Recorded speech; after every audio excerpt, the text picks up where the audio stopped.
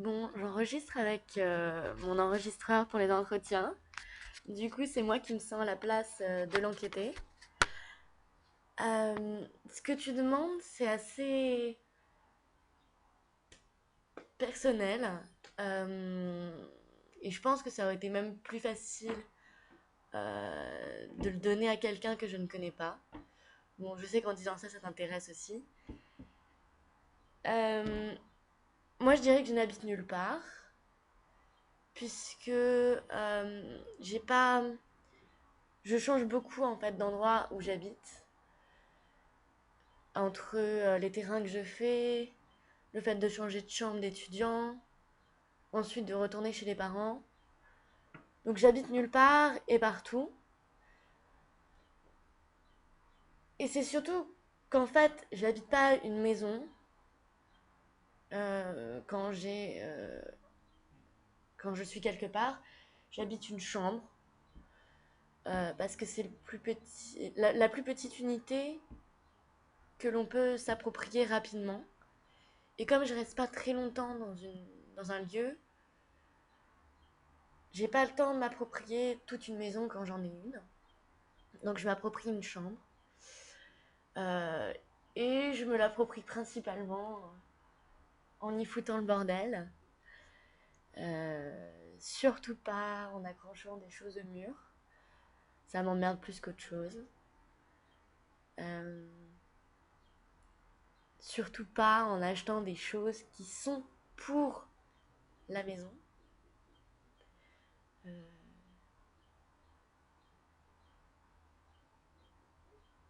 et, et voilà, enfin, je vais pas acheter de rideaux, je vais pas acheter de lit, je vais pas acheter de décoration. Et je dirais que oui, j'habite une chambre. Euh,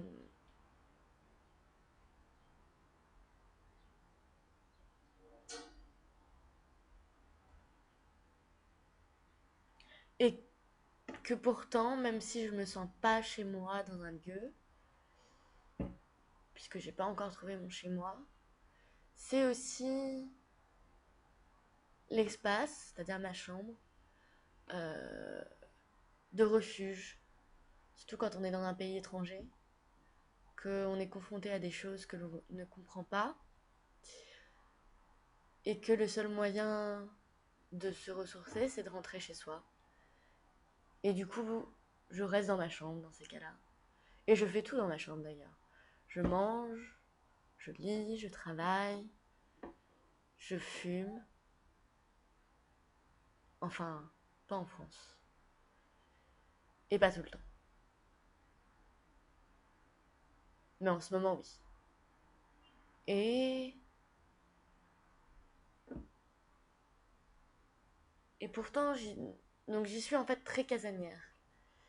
Et je peux passer, par exemple, plusieurs jours à ne pas sortir. Ce qui m'énerve d'ailleurs. Euh, du coup, je dirais que bah, c'est une relation à la fois d'intimité et de distance, de nécessité et d'indépendance. Et aussi, voilà, donc c'est en fait, ma chambre, c'est un élément nécessaire, où parfois je me sens comme, comme si c'était une nécessité d'y rester. Et en même temps, j'ai envie de m'en détacher le plus possible, en, en ne la faisant pas complètement mienne. Et quand je dis que c'est aussi une intimité, c'est que j'ai du mal à faire rentrer des gens dans ma chambre. Je vais pas en faire de,